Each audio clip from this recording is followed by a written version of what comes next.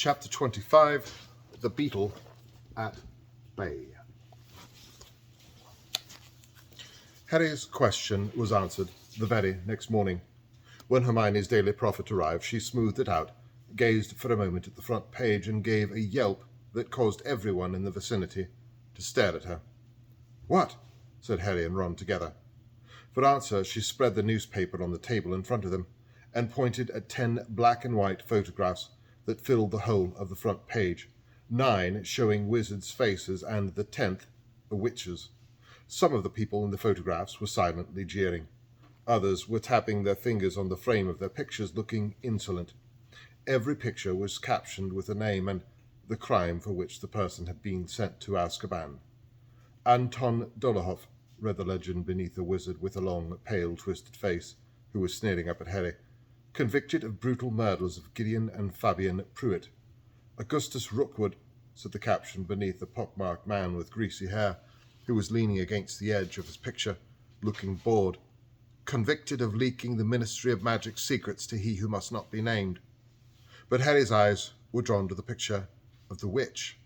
Her face had leapt out at him the moment he had seen the page. She had long, dark hair that looked unkempt and scraggly in the picture, though he had seen it sleek, thick, and shining. She glared up at him through heavily lidded eyes, an arrogant, disdainful smile playing around her thin mouth. Like Sirius, she retained vestiges of great good looks, but something, perhaps Azkaban, had taken most of her beauty. Bellatrix Lestrange, convicted of the torture and permanent incapacitation of Frank and Alice Longbottom.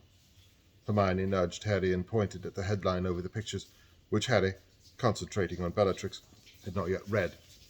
Mass breakout from Azkaban.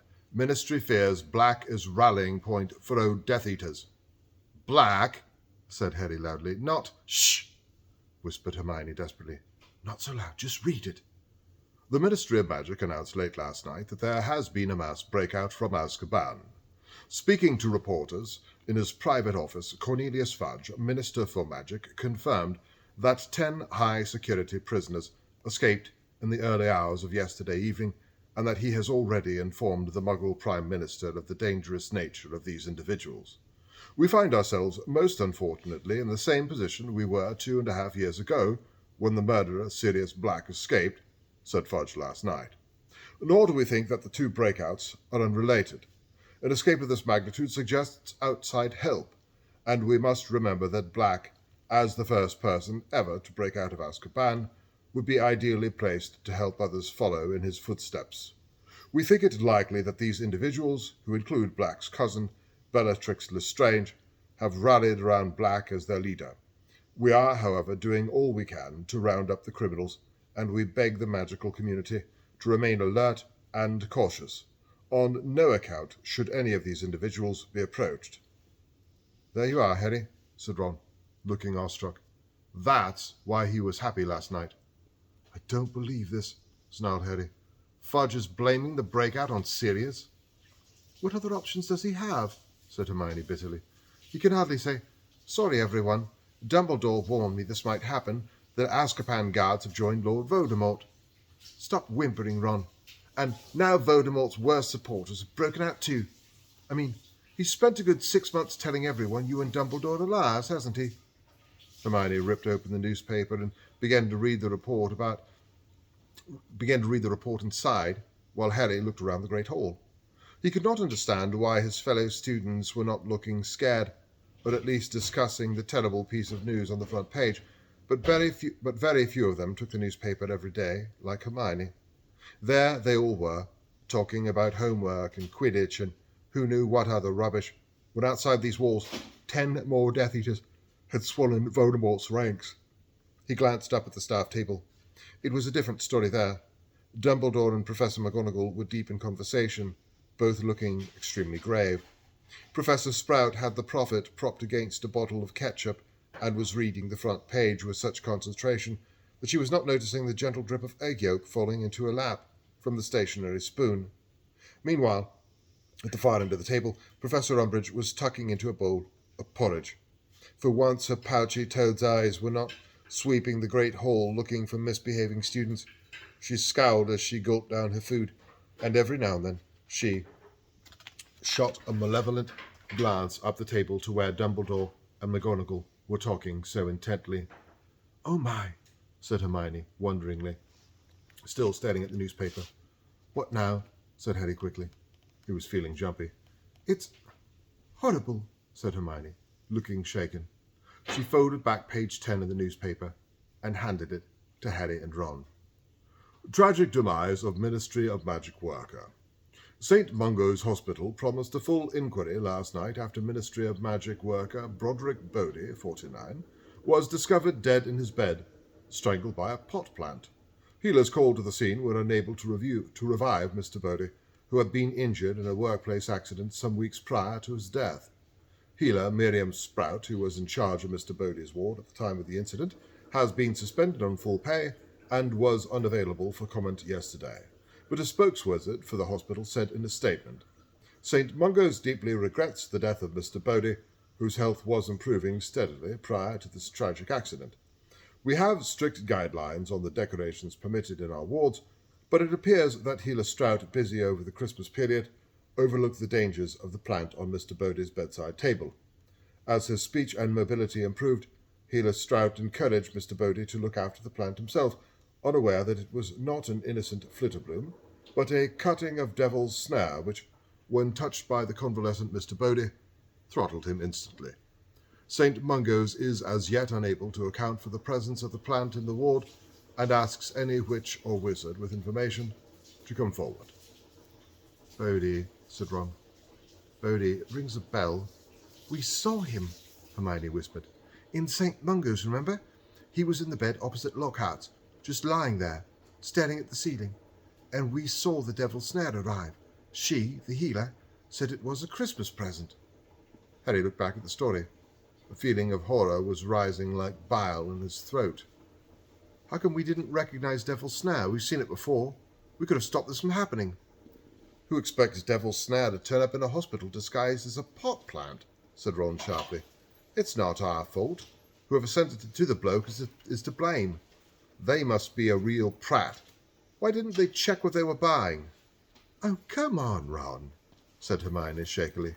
"I don't think anyone could put Devil's Snare in a pot and not realize it tries to kill whoever touches it. This was murder. A clever murder as well.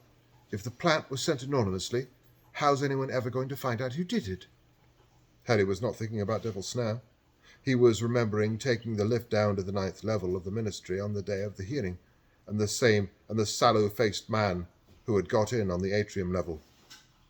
"I met Bodie," he slowly said. "I saw him at the ministry with your dad."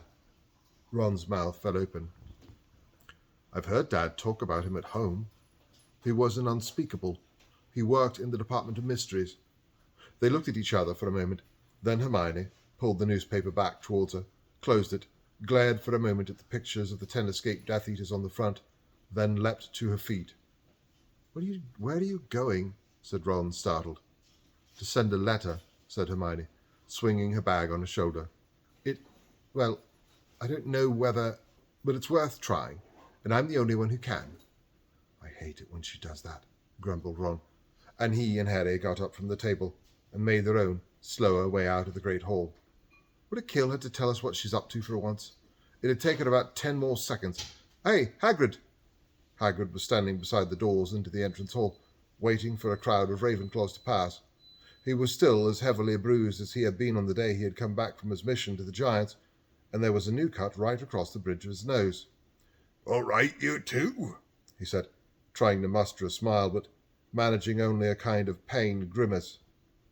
"Are you okay, Hagrid?" asked Harry, following him as he lumbered after the Ravenclaws. "Fine, fine," said Hagrid, with a feeble assumption of airiness. He waved a hand and narrowly missed concussing a frightened-looking Professor Vector, who was passing. "Just busy, you know. Usual stuff. Lessons to prepare. Couple of salamanders scaled a rock. And I'm on probation," he mumbled. "You're on probation?" said Ron very loudly, so that many of the passing students looked around curiously.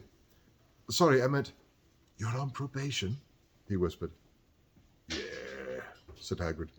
"It's no more than I expected, to tell the truth. You might not have picked up on it, but that inspection didn't go too well, you know. Anyway, he sighed deeply, best go and rub a bit more chili powder on them salamanders, or their tails will be hanging off 'em next. See ya, Harry. Run.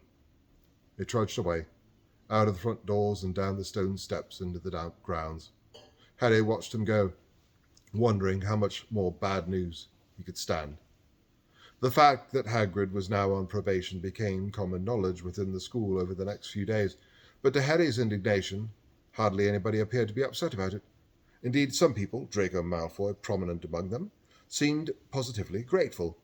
As for the freakish death of an obscure department of mysteries employee in St. Mungo's, Harry, Ron and Hermione seemed to be the only people who knew or cared.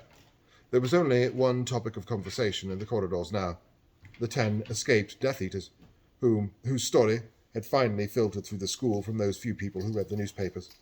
Rumours were flying that some of the convicts had been spotted in Hogsmeade, that they were supposed to be hiding out in the Shrieking Shack, and that they were going to break into Hogwarts just as Sirius Black had once done. Those who came from wizarding families had grown up hearing the names of these Death Eaters spoken with almost as much fear as Voldemort. The crimes they had committed during the days of Voldemort's reign of terror were legendary. There were relatives of the victims among the Hogwarts students, who now found themselves the unwilling objects of gruesome sort of reflective fame as they walked the corridors. Susan Bones, whose uncle, aunt, and cousins had all died at the hands of one of the 10, said miserably during herbology that she now had a good idea what it felt like to be Harry. "And I don't know how you stand it. It's horrible," she said bluntly, dumping far too much dragon manure on a tray of screeching sap seedlings, causing them to wriggle and squeak in discomfort. It was true that Harry was the subject of much renewed muttering and pointing in the corridor these days, yet he thought he detected a slight difference in the tone of the whisperers' voices. They sounded curious rather than hostile now, and once or twice he was sure he overheard snatches of conversation that suggested that the speakers were not satisfied with the prophet's version of how and why 10 Death Eaters had managed to break out of Azkaban Fortress. In their confusion and fear, these doubters now seemed to be turning to the only other explanation available to them, the one that Harry and Dumbledore had been expounding since the previous year. It was not only the students' mood that had changed. It was now quite common to come across 2 or 3 teachers conversing in low, urgent whispers in the corridors, breaking off the conversations the moment they saw students approaching. "They obviously can't talk freely in the staff room anymore," said Hermione in a low voice, as she, Harry, and Ron passed Professors McGonagall, Flitwick, and Sprout huddled together outside the Charms classroom one day. "Not with Umbridge there." "Reckon they know anything new?" said Ron, gazing back over his shoulder at the 3 teachers. "If they do, we're not going to hear anything about it, are we?" said Harry angrily. "Not after decree number... What are we on now?" For new notices had appeared on the house notice boards the morning after news of the Azkaban breakout. "By order of the High Inquisitor of Hogwarts, teachers are hereby banned from giving students any information that is not strictly related to the subjects they are paid to teach. The above is in accordance with Educational Decree number 26, signed Dolores Umbridge, High Inquisitor." The latest decree had been the subject of a great number of jokes among the students. Lee Jordan had pointed out to Umbridge that by the terms of the new rules she was not allowed to tell Fred and George off for playing Exploding Snap in the back of the class. "Exploding Snap's got nothing to do with Defense Against the Dark Arts, Professor. That's not information relating to your subject." When Harry next saw Lee, the back of his hand was bleeding rather badly. Harry recommended essence of Murtlap. Harry had thought the breakout from Azkaban might have humbled Umbridge a little, that she might have been abashed at the catastrophe that had occurred right under the nose of her beloved Fudge. It seemed, however, to have only intensified her furious desire to bring every aspect of life at Hogwarts under her personal control. She seemed determined, at the very least, to achieve a sacking before long, and the only question was whether it would be Professor Trelawney or Hagrid who went first. Every single divination and care of magical creatures lesson was now conducted in the presence of Umbridge and her clipboard. She lurked by the fire in the heavily perfumed tower room, interrupting Professor Trelawney's increasingly hysterical talks with difficult questions about ornithomancy and heptomology, insisting that she predict students' answers before they give them, and demanding that she demonstrate her skill at the crystal ball, the tea leaves, and the runestones in turn. Harry thought Professor Trelawney might soon crack under the strain. Several times he passed her in the corridors, in itself a very unusual occurrence, and she generally remained in a tower room, muttering wildly to herself, wringing her hands and shooting terrified glances over her shoulder, all the while giving off a powerful smell of cooking sherry. If he had not been so worried about Hagrid, he would have felt sorry for her. But if one of them was to be ousted from their job, there could only be one choice for Harry, as to who should remain. Unfortunately, Harry could not see that Hagrid was putting up a better show than Trelawney, though he seemed to be following Hermione's advice and had shown them nothing more frightening than the Krupp, a creature indistinguishable from a Jack Russell Terrier, except for its forked tail. Since before Christmas, he seemed to have lost his nerve. He was oddly distracted and jumpy during lessons, losing the thread of what he was saying to the class, answering questions wrongly, and all the time glancing anxiously at Umbridge. He was also more distant with Harry, Ron, and Hermione than he had ever been before, and had expressly forbidden them to visit him after dark. "If she catches you, it'll be all our necks on the line," he told them flatly, and with no desire to do anything that might jeopardize his job further, they abstained from walking down to his hut in the evenings. It seemed to Harry that Umbridge was steadily depriving him of everything that made his life at Hogwarts worth living. Visits to Hagrid's house, letters from Sirius, his firebolt and Quidditch. He took his revenge the only way he could, by redoubling his efforts for the DA. Harry was pleased to see that all of them, even Zachariah Smith, had been spurred on to work harder than ever by the news that 10 more Death Eaters were now on the loose. But in nobody was this improvement more pronounced than in Neville. The news of his parents' attacker's escape had wrought a strange and even slightly alarming change in him. He had not once mentioned this meeting with Harry, Ron, and Hermione on the closed ward in St. Mungo's, and, taking their lead from him, they had kept quiet about it too. Nor had he said anything on the subject of Bellatrix and her fellow torturer's escape.